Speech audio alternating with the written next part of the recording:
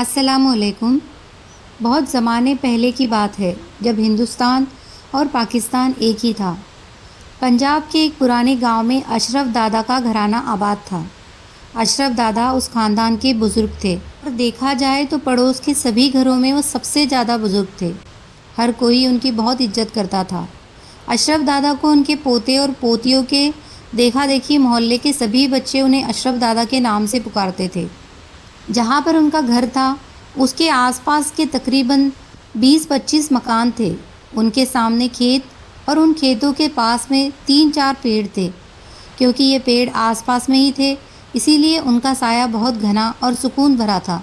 बस सुबह होते ही अशरफ दादा उन्हीं पेड़ों के नीचे चारपाई बिछा लिया करते थे और दिन भर उसी चारपाई पर बैठकर हुक्का पीते रहते। दोपहर के वक्त उनकी बहुएं वहीं पर उनके लिए खाना ले आती। मगरिब की नमाज के बाद उनको उनके पोते घर की तरफ ले जाते। दादा के 4 बेटे थे। 2 की शादी उनकी बेगम ने अपने हाथों से की थी। फिर उनकी नेक बेगम का इंतकाल हो गया और बाकी दोनों बेटों की शादियां उनकी दोनों बहुओं ने देखभाल कर करवाई थी। अलबत्ता अशरफ दादा की कोई बेटी नहीं थी, लिहाजा उनकी बहुएं उनका सारा काम करती थी और अशरफ दादा सारा दिन घर से दूर पेड़ के नीचे बैठे रहते। आते जाते अशरफ दादा को लोग सलाम करते, उनका हालचाल पूछते और फिर चले जाते। लेकिन अशरफ दादा की इस कदर शोहरत की वजह से उनकी बुजुर्गी नहीं थी बल्कि उनका कारोबार था जो कि सालों से चला आ रहा था। अशरफ दादा गांव वालों का चलता फिरता बैंक थे। किसी की कोई ज़रूरत आन पड़ती या कोई संगीन बीमारी आन पड़ती या किसी की बेटी या बेटे की शादी आन पड़ती या किसी को किसी भी तरह की परेशानी होती या हर वह काम जिसमें गांव वालों को पैसों की ज़रूरत होती तो वो बेझिझक अशरफ दादा से कर्ज ले लिया करते थे और अशरफ दादा उनको फ़ौरन कर्ज दे दिया करते। लेकिन अशरफ दादा उनसे बहुत मोहब्बत से पेश आते और भला आते भी क्यों ना। अक्सर दादा उस कर्ज के बदले अपनी मर्ज़ी से सूद लगाते और यही कारोबार वो सालों से करते हुए आ रहे थे। उनकी खटिया पर रखे तकिए के नीचे उधार की रकम खाते सूद की तफसीलात का एक रजिस्टर रखा हुआ था जिसे वो एक पल के लिए भी खुद से अलग नहीं होने देते। अगर कभी बारिश होने लगती तो वो अपने पोतियों को इस कदर शोर मचाकर बुलाते जैसे कोई तूफ़ान आ गया हो, मगर इस शोर शराबे का बस इतना मकसद होता कि उनका रजिस्टर गीला ना हो जाए। दादा अपनी रकम सूद समेत वापस लेने में खूब होशियार थे। उन्हें ये कारोबार करते हुए 40 से ज़्यादा समय हो गया था। कोई भी उनसे रकम लेकर भाग नहीं पाया था। अशरफ दादा के इसी लालच और हवस में उनकी ज़िंदगी के दिन गुजर रहे थे। एक दिन गांव के स्कूल के मास्टर का अशरफ दादा के सामने से गुजर हुआ। ब्लूटूथ सलाम उन्हें रोककर सलाम दुआ करने लगे। दादा ने उनको बुलाकर कुर्सी पर बैठने को कहा और साथ में उनकी तरफ हुक्का भी कर दिया। मास्टर साहब बोले, मैं जुम्मे की नमाज़ पढ़कर आ रहा था, सोचा कि आपसे भी मुलाकात कर लूँ। आपने तो कभी गलती से भी मस्जिद का रुख नहीं किया। दादा साहब यह सुनकर बोले, मास्टर साहब मुझे काम से फुर्सत नहीं मिलती। कभी किसी की रकम देनी होती है, कभी किसी से रकम लेनी होती है, कभी किसी का हिसाब लिखना पड़ता है। नमाज के लिए मेरे पास वक्त ही कहाँ है। ये सुनकर तो जैसे मास्टर साहब को आग ही लग गई। कहने लगे, दादा सूद खाना हराम है। अगर आप बिना सूद के लोगों की मदद करना चाहे, उधार ही सही और मुद्दत पर वापस लेने, तो आपको सवाब भी मिलेगा और लोगों की भी मदद हो जाएगी। लेकिन दादा को कहाँ नेकी की बात सुननी थी।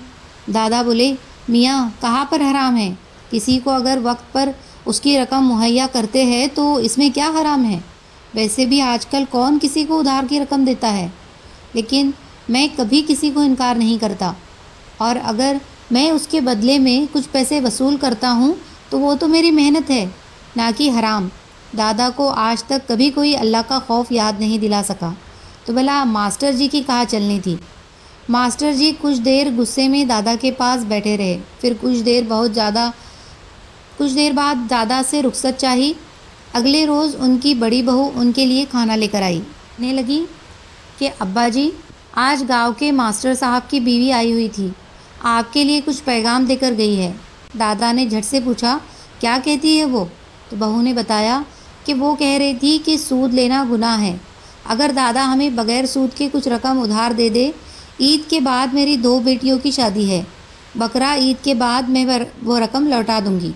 दादा को ये सुनकर बहुत गुस्सा आया और वो बड़बड़ाने लगे, हमारे पास कोई मुफ्त के पैसे नहीं हैं जो जिसे चाहे दे दे। कल मास्टर साहब भी आए थे मेरे पास, उनसे कहो कि जो तरीका है उसी तरीके से मैं उधार की रकम दूंगा। यह साबान का आखिरी दिन था और फिर रमज़ान का महीना शुरू हो गया। अशरफ दादा रोज़ा भी नहीं रखते, अलबत्ता इफ्तार करने में उनका कोई जवाब न था। लेकिन अभी 15 रोज़ ही गुजरे थे कि दादा के गुर्दों में तकलीफ़ शुरू हो गई, जिसकी वजह से वो काफ़ी तकलीफ़ में चले गए। उन्हें सारी सारी रात तकलीफ़ के मारे गुजर जाती। चारों बेटे बाप की बीमारी से बेहद परेशान थे। आखिर वो घर के बड़े बुजुर्ग थे। उनकी जरा सी आवाज़ पर घर के सारे लोग कतार में खड़े हो जाते हैं। लेकिन दादा तो रोज़ बरोज़ कमज़ोर होते जा रहे थे। कमर बिल्कुल चारपाई से लग गई। दादा की चारपाई अब दिन रात घर में लगने लगी और दादा भी उसी चारपाई पर पड़े रहते। अब तो उनमें बैठने की भी ताकत नहीं रही। एक दिन दादा सुबह से ही किसी संगीन सोच में गुम थे। शाम को जब चारों बेटे घर लौटे तो उन्हें अपने पास बुला लिया और उन्हें कुछ देर समझाते रहे। फिर उनके बेटों ने उनको चारपाई पर से उठाकर बिठा दिया और जहाँ चारपाई रखी थी उसके चारों पाए के नीचे मिट्टी खोदने लगे। कच्चा फर्श था, इसीलिए वह हाथों से मिट्टी खोदते रहे। कुछ देर बाद कमरे में 4 गड्ढे खोद दिए गए और चारों पाए के नीचे कम से कम 3 फुट गड्ढा कर दिया। उसमें से 4 पोटलियाँ निकली। जब बेटों ने उन्हें खोला तो उसमें से सोने और चांदी के बेशुमार सिक्के निकले। बेटों की आंखें लालच से चमकने लगी। वो जल्दी से सारा माल कमरे में हिफाजत में रखाए।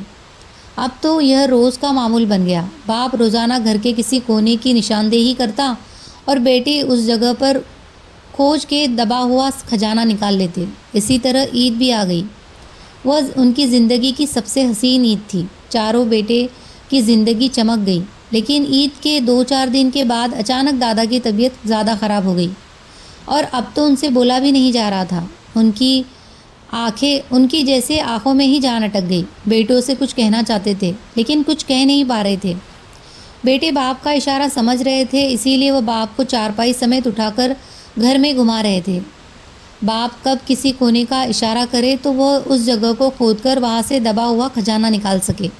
जैसे ही वह गुसल खाने की तरफ से गुजरे, दादा को तो जैसे मौत के फरिश्ते नज़र आने लगे। उनकी आंखें जैसे बाहर की तरफ निकलनी शुरू हो गई। अचानक ये सब कुछ छोटे बेटे ने देख लिया तो फिर ज़ोर से बोला कि बाबा का इशारा गुसल खाने की तरफ है। सबने चारपाई वही छोड़ दी और लगे गुसल खाने की तोड़फोड़ करने। और पीछे की दीवार के नीचे अब तक का सबसे बड़ा खजाना मिल गया। सारा का सारा घर खजाने की तकसीम में लग गया। उधर उसी दौरान दादा की रूह कब्ज़ हो गई। अगले रोज़ अशरफ दादा का जनाजा ले जाया गया। दफनाने के 2 दिन बाद किसी शख्स ने आकर बताया कि दादा की कब्र में बड़ा सा सुराख हो गया है और उसमें से काले रंग का बड़ा सा सांप मुंह निकाले देख रहा है। यह खबर पूरे गांव में जंगल की आग की तरह फैल गई। उनके ख़ानदान से लेकर पूरे गांव के लोगों ने इस वाक़ये को अपनी आँखों से देखा। वाकई वहाँ पर एक बहुत बड़ा सांप मौजूद था, लेकिन दादा की कब्र में से एक सुराख में से अपना मुंह निकालता और फिर अंदर चला जाता। ये सांप अल्लाह का अजाब था अशरफ दादा के लिए, जो कि उन्हें सारी ज़िंदगी सूदखोरी की वजह से मिला था। वह अपनी दौलत कब्र तक साथ ले जा सके और उनकी औलाद उसी दौलत की बंटवारे की वजह से दादा के आखिरी वक्त में उनके साथ नहीं थी। अशरफ दादा के इबरतनाक अंजाम की मौलवी साहब हर जुम्मे को लोगों को जुम्मे के खुतबे में सुनाते हैं और उन्हें सूदखोरी जैसे लालच से दूर रहने को कहते हैं।